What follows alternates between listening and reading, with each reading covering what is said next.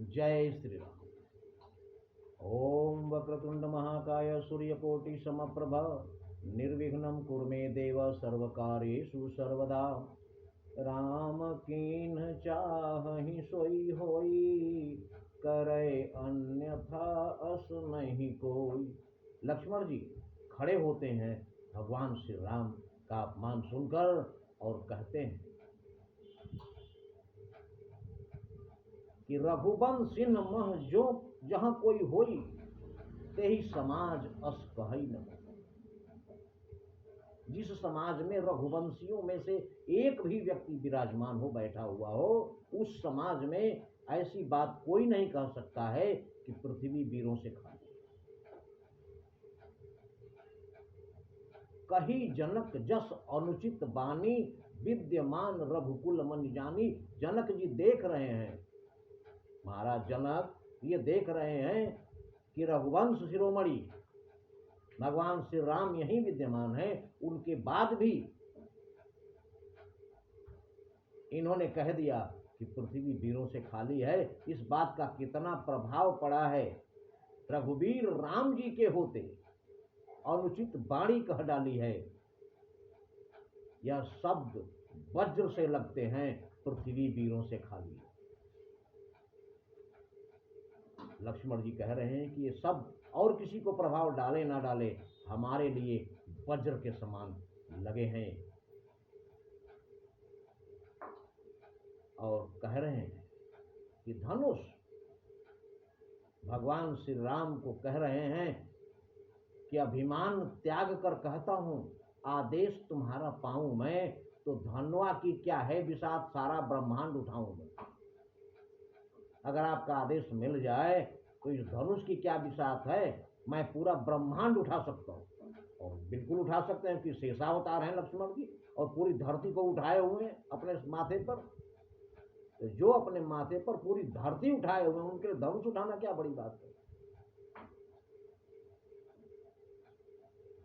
तो कह रहे हैं कि यह धनुष पुराना घिसा पीटा, तिनकेसा किस गिनती में है, सैकड़ों कोस तक ले दौड़ूं, इतना बल तो उंगली में है।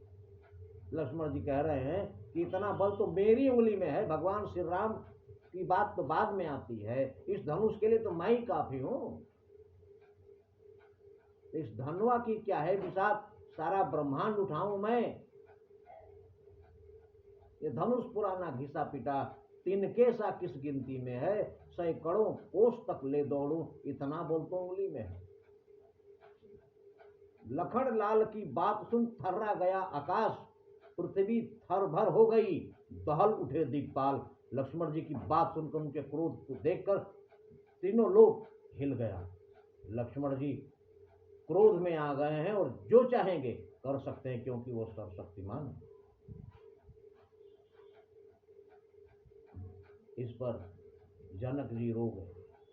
जनक जी की आंख से आंसू निकल आए और जनक जी ने खड़ा होकर कहा कि मेरा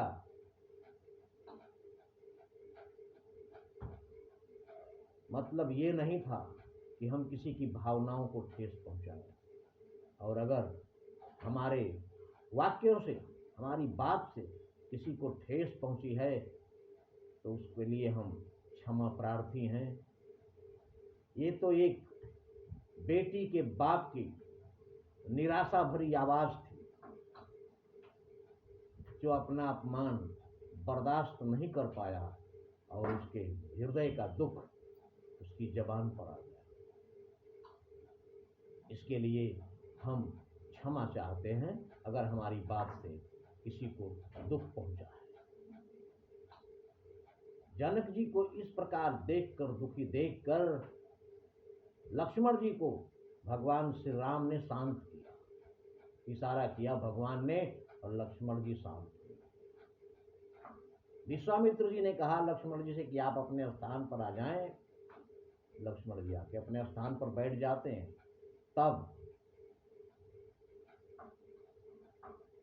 आगे विश्वामित्र जी देख रहे हैं कि जनक जी बहुत दुखी हो चुके हैं और हर तरह से निराश हो चुके हैं। तब भगवान श्री राम को संबोधित करके विश्वामित्र जी कहते हैं, उठहु राम भंजहु भव चापा, मेटहु तात जनक परितापा। विश्वामित्र जी कहते हैं कि हे राम, उठो और जनक जी का दुख दूर करो, इनकी चिंता समाप्त करो धनुष भंग करके। उठहु राम भंजहु भव चापा, इस धनुष का भंग करके और राजा जनक की चिंता दूर करो। इसके बाद भगवान श्री राम ने क्या किया अगले वीडियो में, लेकिन याद रहे कि भगवान जो चाहेंगे वही होगा, इंसान के चाहने से कुछ भी नहीं होता है।